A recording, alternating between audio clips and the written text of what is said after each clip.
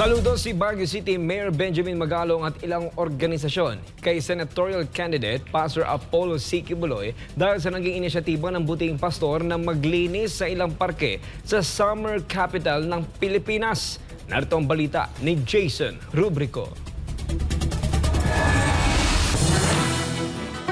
Mapa-summer man o sa Kapaskuhan, hindi nawawala sa listahan ng mga pinupuntahan ng mga turista ang summer capital ng Pilipinas, ang Baguio City. Nitong 2023, nakapagtala ang lungsod ng higit 1.3 milyon na tourist arrival. Pero kakibat ng patuloy na pag-usbong ng turismo ng Baguio ay ang mga hamong kinakaharap nito. Isa na nga rito ay ang problema sa basura. Ayon sa Baguio City Government, umaabot sa higit 520 tonelada ng basura ang nakokolekta ng lungsod kada araw. Yan ay mas madami kumpara sa 400 tonelada ng nakokolektang basura kada araw noong pre-pandemic at 320 tonelada noong panahon ng pandemya. Isa sa mga dahilan ng pagdami ng basura sa Baguio ayon kay Mayor Benjamin Magalong ay ang pagdami ng mga turistang dumarating sa lungsod. Turista, pupunta, kakain, marami talaga yan. Sa Burnham Park pa rin, dami namin. Sa Palengke pa rin, dami rin namin kinukuha na basura. So basically, combination of both residents at turista.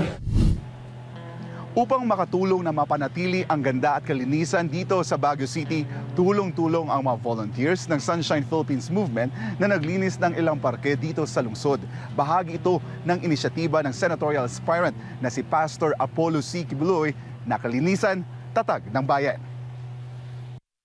Iba't ibang organisasyon ang nakiisa sa inisyatiba ni Pastor Apollo, kasama na ang Baguio City Government sa pangunguna ni Mayor Magalong. Kabilang sa nilinis ng mga volunteer ang Department of Public Services o DPS Park na isang parke sa Baguio na nagbibigay ng lugar para sa pahinga, ehersisyo at mga aktibidad na pampamilya.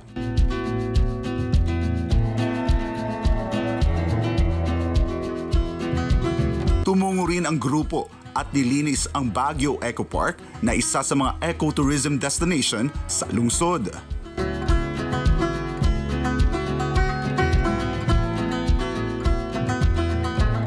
Nagpapasalamat si Mayor Magalong sa inisyatiba ng buting pastor na aniya ay malaking tulong hindi lang para mapanatili ang kalinisan sa Baguio kundi pati na rin mapanatili ang kaayusan at kapayapaan sa lungsod. The surrounding influences significantly influences the behavior of its people. Kaya iba na talaga kung malinis talaga yung ating kapaligiran, maayos, orderly. Eh, napakaganda itong initiative na ito. No? Yung iba kasi, puro pamumuliti ka lang. Tuwan-tuwa naman ako na may mga tao na galing pa sa Pangasinan, galing pa sa iba't ibang lugar, sa La Union, Metro Manila, para tumulong dito sa paglilinis namin ng aming sariling bayan. Kaya dapat siguro yung mga hindi marunong maglinis, makonsensya kayo dahil taga-ibang lugar pa dahil dito sa initiative ng ating pastor na si Pastor Quiboloy. Pinuri rin ng tribong Igorot ang nasabing inisyatiba na anila ang pagpapanatili sa kalinisan ng Baguio ay pagpepreserba rin sa kanilang pagkakakilanlan at kultura. Masisira talaga ang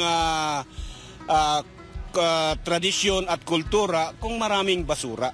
Dahil normally, wala namang basura eh. Nung mga ninuno natin. Nagpapasalamat kami sa initiative na ito ni Pastor Quiboloy dahil tumutulong mga grupo nyo na paglilinis. Dahil, yun nga, marami ng basura kung saan-saan tinatapon eh. Saludo rin ang ilang non-government organization sa inisyatiba ni Pastor Apollo na anila ay hindi lang isang hakbang tungo sa isang malinis na kapaligiran.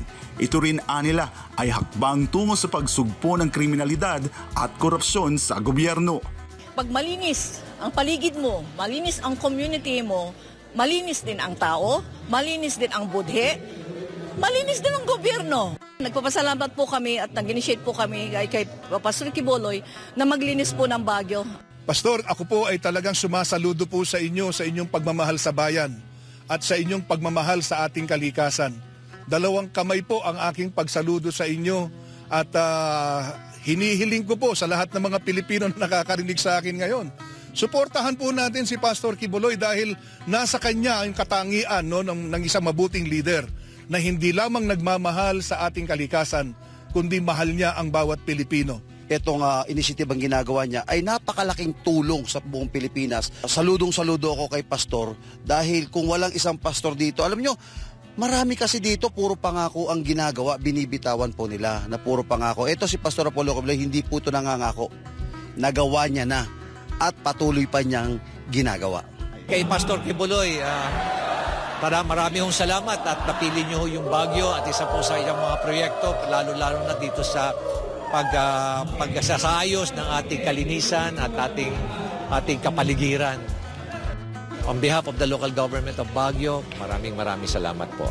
Bilang isang future senator, isinusulong ni Pastor Apollo ang pagpapanatili ng kalinisan sa lahat ng bahagi ng bansa.